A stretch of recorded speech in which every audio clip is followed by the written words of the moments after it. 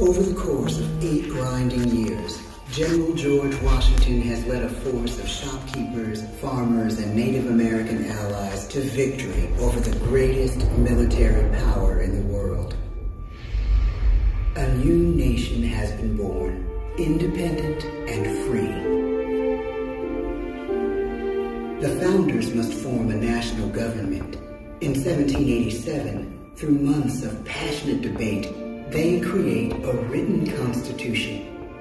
For the country's highest office, they imagine something new in the history of the world. A leader not born to power like a king or queen. A leader who has not seized power through conquest. A leader not separate from the people, but elected by the people, from among the people. We, the people. This is a new idea, an American idea. The idea of a president.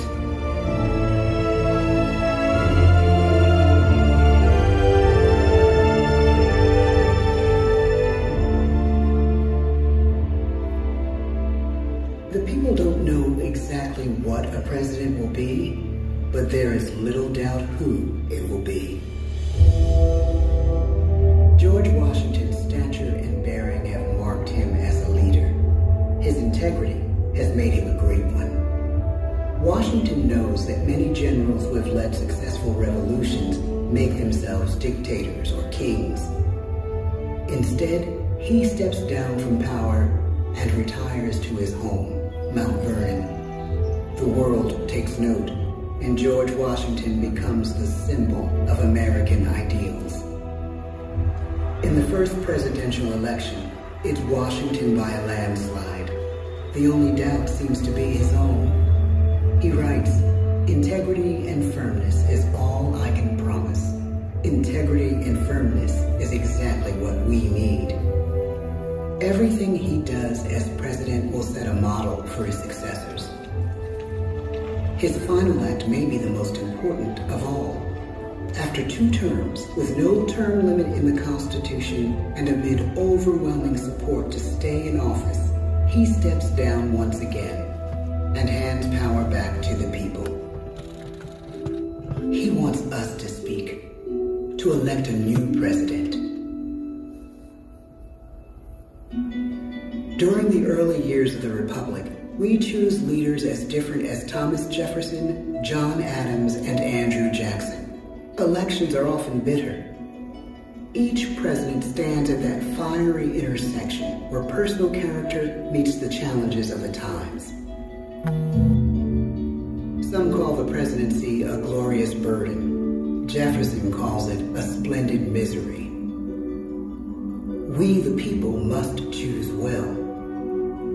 We elect 15 presidents before the course of history brings us to the edge of a crisis like no other. A nation born of freedom still permits slavery. As the country pushes west, will new states be slave or free? The question produces bitter conflict. The issue rocks the election of 1860 and brings Abraham Lincoln onto the national stage. The tall, lanky, some say uncouth candidate from Illinois is a master of words at a time when speeches are printed in full for people to read. A house divided against itself cannot stand, he has said. With Lincoln's election, the House does indeed divide. Civil War. 11 states secede from the Union. The war becomes a defining passage in the American story.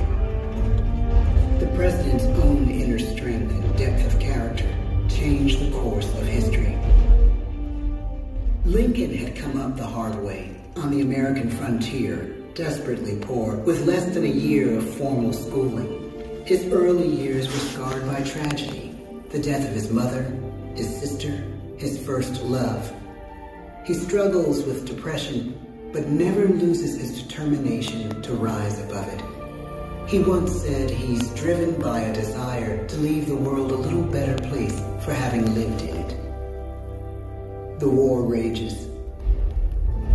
Lincoln fights to preserve the Union and end slavery.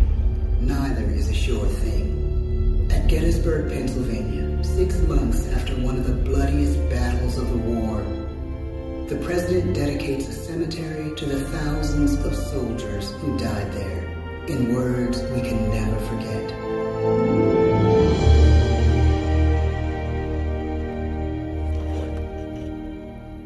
"47 years ago, our fathers brought forth on this continent a new nation, conceived in liberty and dedicated to the proposition that all men are created equal. Now we are engaged in a great civil war, testing whether that nation or any nation so conceived and so dedicated can long endure. We are met on a great battlefield of that war. We have come to dedicate a portion of that field as a final resting place for those who here gave their lives, that that nation might live. It is altogether fitting and proper that we should do this. But in a larger sense, we cannot dedicate, we cannot consecrate, we cannot hallow this ground. The brave men, living and dead, who struggled here, have consecrated it far above our poor power to add or detract. The world will little note, nor long remember what we say here, but it can never forget what they did here. It is for us, the living, rather, to be dedicated here to the unfinished work, which they who fought here have thus far so nobly advanced. It is rather for us to be here dedicated to the great task remaining before us, that from these honored dead, we take increased devotion to that cause for which they gave the last full measure of devotion. That we here highly resolve that these dead shall not have died in vain, that this nation, under God, shall have a new birth of freedom, and the government of the people, by the people, for the people, shall not perish from the earth. The blood of over 500,000 Americans is spilled in this Civil War. President Lincoln's enduring hope is to give true meaning to the sacrifices of so many, to lead us to that new birth of freedom. With the end of the war and the end of slavery, a new birth truly begins. As we roll toward the 20th century, settlers roll west on wagon wheels and railroads connect the nation coast to coast. Millions of immigrants pour in from Europe and Asia. Population doubles. Our economy triples. Our standing among nations rises. We need presidents who can lead both at home and abroad. At the same time, a young Theodore Roosevelt is retreating from New York politics and personal tragedy. The death of his wife and his mother on the same day in the same house. In the Badlands of North Dakota, he rethinks his life and the life of his country. He returns stronger in body and spirit. His renewed energy is just what his country needs.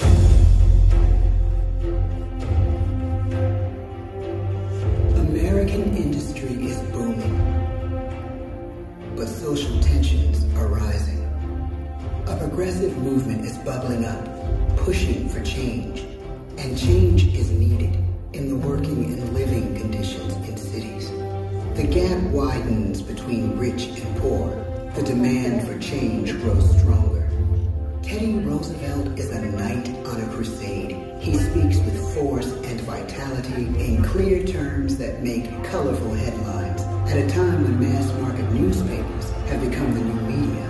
To define his foreign policy, he borrows a phrase from an African proverb: speak softly and carry a big stick. But his greatest accomplishments are made at home. He breaks up giant monopolies, protects workers' rights, and calls for a square deal for all Americans, rich and poor, capitalist and wage earner.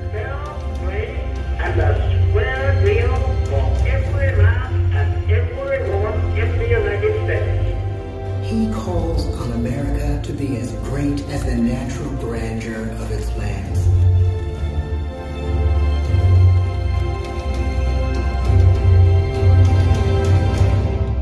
Keep your eyes on the stars and your feet on the ground, he tells us. And we do.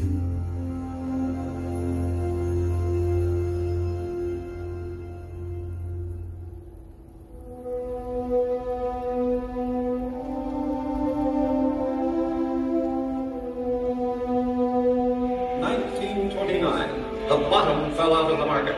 12 million unemployed. The bread lines and the soup. The results of the 1932 election now appear. When we elect our 32nd president, it is the worst of times. The course of history and the course of one president's life again shape a turning point in our national destiny. Franklin D. Roosevelt, paralyzed by polio, knows how to restore the faith of a people paralyzed by the Great Depression. I believe in practical explanation and in practical policy. He has found the inner strength his countrymen now need. He speaks to us like a friend, a neighbor. His optimism is contagious, his voice perfect for the latest breakthrough medium, radio. He calls us to believe we have nothing to fear but fear itself. And we do believe. Tonight's attacks on England are perhaps the most widespread of the war in the course of the day. But an even greater challenge dominates his final years in office. The Second World War.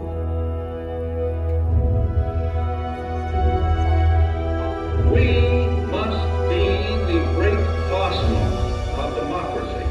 This is an emergency as serious as war itself. We stun the world with our production. When bombs fall on U.S. troops in Pearl Harbor, he calls us to fight on the war front and sacrifice on the home front.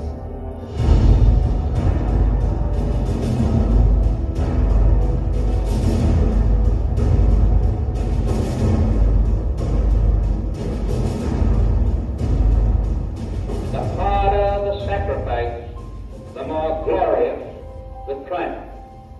So spoke America in the year 1776. So speak Americans today. The world changes. The country changes. And yet, in one sense, what we need most from our presidents has never changed. A guiding vision that calls forth the best that America can be. Will outer space be developed for the benefit of all mankind? Or will it become another focus for the arms race? The choice is urgent, and it is ours to make. Ask not what your country can do for you. Ask what you can do for your country. But really, it's all of us who must overcome the crippling legacy of bigotry and injustice. And we shall overcome. One of the agreements that President Sadat and Prime Minister Begin are signing tonight is entitled A Framework for Peace in the Middle East. Mr. Gorbachev, tear down this wall. You have lost too much, but you have certainly not lost America. I can hear you. The rest of the world hears you. Loving this country requires the willingness to speak out for what is right, to shake up the status quo. That's America. Our presidency is no longer just an idea. It is an idea with a proud history. Ladies and gentlemen, the presidents of the United States of America.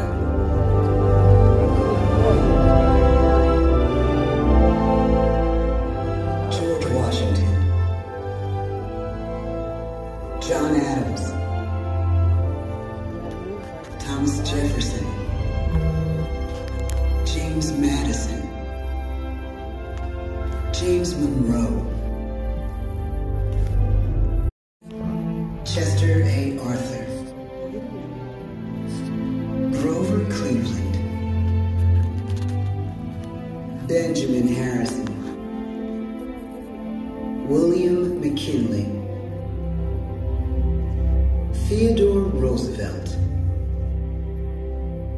William Howard Taft,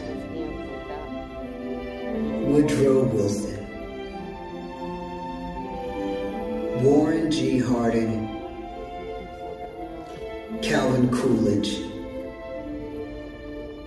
Herbert Hoover, Franklin D. Roosevelt, Harry S. Truman, Dwight D. Eisenhower, John F. Kennedy, Lyndon B. Johnson, Richard M. Nixon, Gerald R. Ford, Jimmy Carter, Ronald Reagan, George Bush, Bill Clinton, George W. Bush, Barack Obama,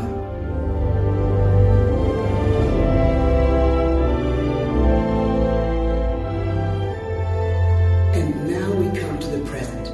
Once again, we place our trust in the idea of a president, as we have from the beginning. My fellow citizens, no event could have filled me with greater anxieties than that notification on the 14th day of April, 1789, that you had selected me to lead our nation. But it was with the confidence of my fellow citizens that I took an oath. 35 simple words that have been repeated by every American president throughout history. I, Donald John Trump, do solemnly swear that I will faithfully execute the office of President of the United States and will, to the best of my ability, preserve, protect, and defend the Constitution of the United States. So help me God. From the beginning, America has been a nation defined by its people. At our founding, it was the American people who rose up to defend our freedoms and win our independence. It is why our founders began our great Constitution with 3 very simple words: we the people. Since that moment, each generation of Americans has taken its place in the defense of our freedom, our flag, and our nation under God. These are the achievements of the American spirit. The spirit of a people who fought and died to bring the blessings of liberty to all our people. Above all, to be American is to be an optimist, to believe that we can always do better, and that the best days of our great nation are still ahead of us. It's a privilege to serve as the President of the United States, to stand here among so many great leaders of our past, and to work on behalf of the American people. The presidency of the United States is a role unique in the world, an office entrusted to each president by us, we the people. Therein lies the genius of that new idea, now over 200 years old. A new idea our presidents have turned into a great American idea again and again.